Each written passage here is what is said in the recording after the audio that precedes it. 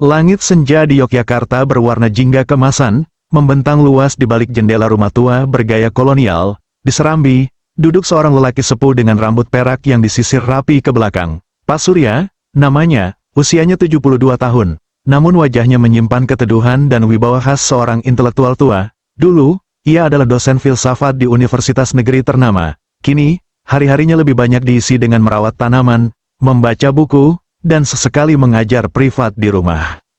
Sejak istrinya wafat 1 dekade lalu, kesunyian menjadi teman setianya. Ketiga anaknya sudah menetap di luar kota, bahkan satu di antaranya tinggal di Australia. Komunikasi hanya sebatas telepon mingguan dan video call saat lebaran. Namun, Pak Surya tak pernah mengeluh. Ia menjalani hidup dengan damai, seperti arus sungai yang lambat tapi tak pernah berhenti. Namun di balik ketenangan itu, ada ruang kosong yang tak pernah benar-benar bisa diisi, kerinduan akan sentuhan, tawa hangat, dan obrolan ringan sebelum tidur. Rumah yang dulunya penuh suara kini hanya dihuni denting jam dinding dan desau angin sore. Suatu hari, datang sebuah undangan ke rumahnya. Universitas tempat ia mengajar dulu mengadakan reuni akbar di Amsterdam, Belanda, sebuah perayaan 50 tahun program studi yang dulu ia rintis. Alumni dari berbagai generasi diundang, dan Pak Surya termasuk tamu kehormatan. Awalnya ia ragu, apa gunanya bepergian sejauh itu di usia senja. Namun, ada bagian dari dirinya yang merindukan perjalanan. Ia teringat betapa ia dan almarhum istrinya dulu senang menjelajah, dari dataran tinggi Dieng hingga gurun Kapadokia. Mungkin, pikirnya, ini bisa menjadi perjalanan terakhir yang berarti. Tanpa banyak bicara, Pak Surya memesan tiket pesawat pulang pergi. Kelas ekonomi, ia tak pernah suka membuang uang untuk kemewahan. Ia hanya ingin melihat dunia sekali lagi. Dan siapa tahu, menemukan sesuatu yang tak ia sangka sedang menantinya di ujung langit Eropa. Bandara Soekarno-Hatta sore itu dipenuhi suara pengumuman dan langkah-langkah terburu para penumpang. Pak Surya melangkah perlahan menuju ruang tunggu keberangkatan internasional. Setelan jas abu-abunya tampak rapi dan sederhana. Di tangannya tergenggam sebuah buku usang, temannya dalam perjalanan panjang. Di dalam pesawat menuju Amsterdam, ia duduk di dekat jendela. Ia menikmati pemandangan landasan yang perlahan mulai digantikan langit, seolah dunia di bawah akan ditinggalkan sementara. Sudah lama ia tidak bepergian sejauh ini, terlebih sendirian. Namun, ada semacam rasa damai dalam perjalanan ini, seolah langkah kecil menuju sesuatu yang belum ia mengerti. Beberapa saat setelah pesawat mengudara, seorang pramugari menghampiri barisan tempat duduknya. Perempuan itu tinggi semampai, berambut pirang kemasan, dan bersenyum hangat, wajahnya cerah, dan sorot matanya lembut. "Selamat sore, Bapak, semoga penerbangannya menyenangkan," sapa perempuan itu dengan bahasa Indonesia yang terdengar agak terpatah-patah, namun jelas dimaknai dengan ketulusan. Pak Surya menoleh dan membalas dengan senyum kecil, "Terima kasih, Nona, bahasa Indonesia Anda bagus." Ia tertawa pelan, "Masih belajar, Bapak, saya suka mendengar bahasa ini." "Apa Nona sering ke Indonesia?" tanya Pak Surya, sedikit penasaran. "Sangat sering, saya merasa nyaman di sana," jawabnya singkat, lalu berpamitan dengan anggukan kecil dan melanjutkan pekerjaannya. Pak Surya memperhatikannya sesaat sebelum kembali pada bukunya, namun entah kenapa, pikirannya belum juga kembali pada halaman yang ia baca. Wajah pramugari itu, penuh ketulusan dan kesederhanaan, seperti tertinggal dalam benaknya. Beberapa jam kemudian, saat malam mulai menyelimuti kabin dan sebagian besar penumpang telah tertidur, Pak Surya terbangun dari tidur singkatnya. Ia melihat keluar jendela, hanya ada gelap dan kelip cahaya dari sayap pesawat. Ketika ia hendak meraih buku di meja lipat, ia menemukan selembar kertas kecil yang sebelumnya tidak ada di sana. Tulisan tangan yang rapi namun tampak agak kaku, seperti ditulis oleh seseorang yang sedang belajar. "Terima kasih sudah berbagi senyuman hari ini. Saya senang berbicara sedikit dengan Bapak, Ana." Pak Surya terdiam. Nama itu langsung terhubung dengan wajah pramugari tadi, Ana. Ia menyelipkan kertas kecil itu ke dalam halaman bukunya, lalu tersenyum. Ada sesuatu yang menghangat di dada, perasaan ringan, yang lama tak ia kenali. Mungkin ini hanya pertemuan singkat, pikirnya. Tapi kadang, peristiwa yang paling tadi sengaja bisa menjadi awal dari sesuatu yang tak pernah terbayangkan. Amsterdam pagi itu disambut gerimis tipis. Pak Surya melangkah keluar dari pintu kedatangan bandara dengan langkah perlahan. Di tangannya, koper kecil bergulir menyusuri lantai yang mengilap. Di wajahnya, ada kelelahan sekaligus rasa penasaran. Ini pertama kalinya ia menjejakkan kaki di Eropa. Acara reuni yang diikutinya berjalan hangat. Ia disambut bak tokoh tua yang dihormati, dikenang oleh para murid yang kini sudah menjadi profesor, pengusaha, dan pejabat di berbagai penjuru dunia. Namun, di sela tawa dan kenangan, pikirannya sesekali melayang ke wajah seseorang, Anna. Yang tak ia duga, 2 hari setelah acara reuni, ia kembali bertemu dengan perempuan itu. Kali ini bukan di pesawat, melainkan di sebuah kafe kecil di pusat kota. Ketika ia tengah menikmati secangkir teh hangat, Anna datang bersama seorang temannya, dan tak sengaja melihat Pak Surya dari luar jendela. Mereka saling menyapa, dan akhirnya duduk di meja yang sama. Percakapan mereka lebih panjang kali ini.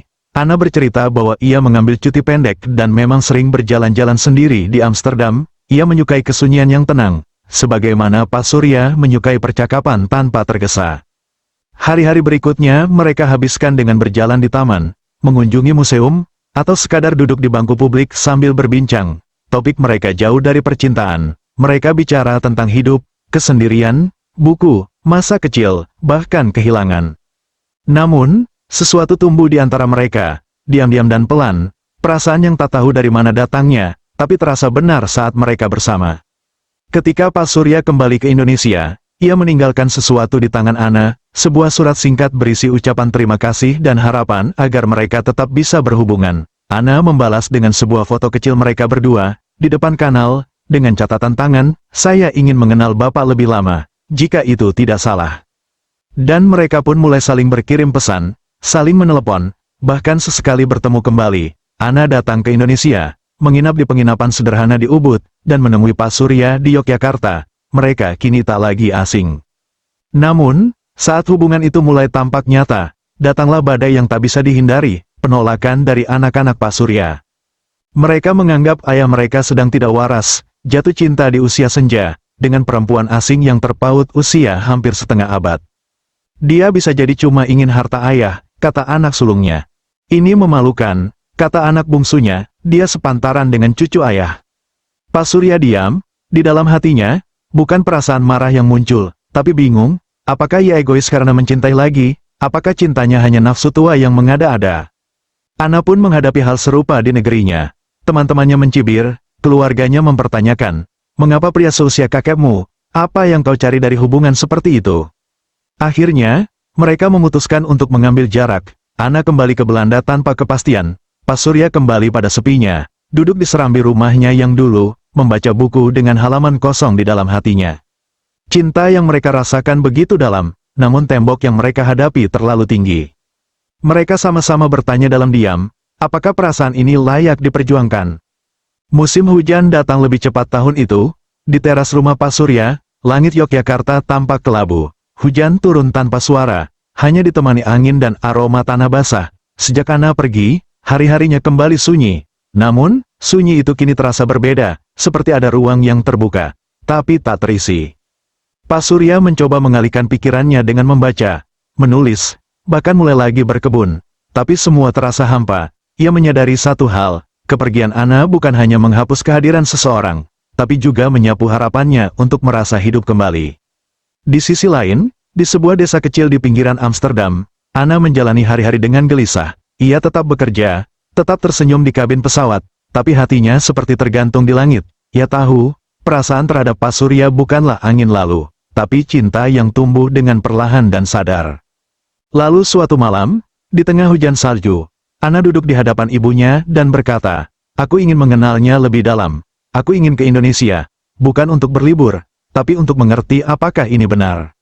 Ibunya hanya menatap dalam diam, lalu berkata, "Kalau hatimu yakin, maka kejar, tapi jangan setengah jalan." Dan itulah yang Anna lakukan. Beberapa minggu kemudian, di suatu pagi yang teduh, Pak Surya terkejut mendapati Anna berdiri di depan gerbang rumahnya, mengenakan baju sederhana, rambut diikat, dan senyum yang telah ia rindukan. "Aku datang bukan untuk menuntut apa-apa," kata Anna, dalam bahasa Indonesia yang jauh lebih lancar dari sebelumnya.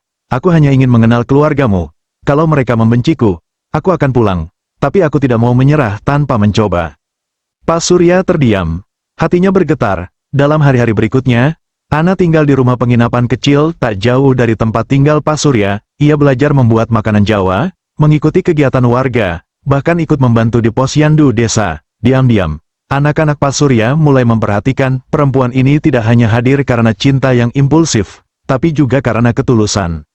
Anak sulungnya, yang paling keras menolak, akhirnya datang dan berkata, "Ayah, kalau memang ayah bahagia, kami tak punya hak menghalangi." Tak ada pelukan atau air mata. Hanya satu kalimat sederhana itu sudah cukup untuk membuat hati Pak Surya terasa lega setelah sekian lama menahan. Ana pun mendengar kata-kata itu, dan ia tahu, perjalanannya belum selesai. Tapi setidaknya satu pintu telah terbuka.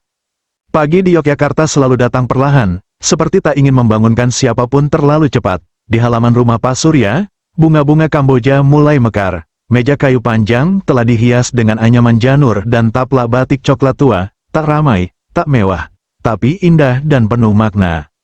Hari itu, Pak Surya menikah dengan Ana. Upacara dilakukan secara sederhana, hanya dihadiri keluarga dekat dan beberapa tetangga. Seorang penghulu dari kantor KUA memimpin akad dengan tenang. Pak Surya mengenakan beskap berwarna kelabu dengan belangkon hitam. Ana mengenakan kebaya putih sederhana, rambutnya disanggul dan dihiasi melati. Matanya berkaca-kaca saat tangan Pak Surya menyambutnya dengan mantap.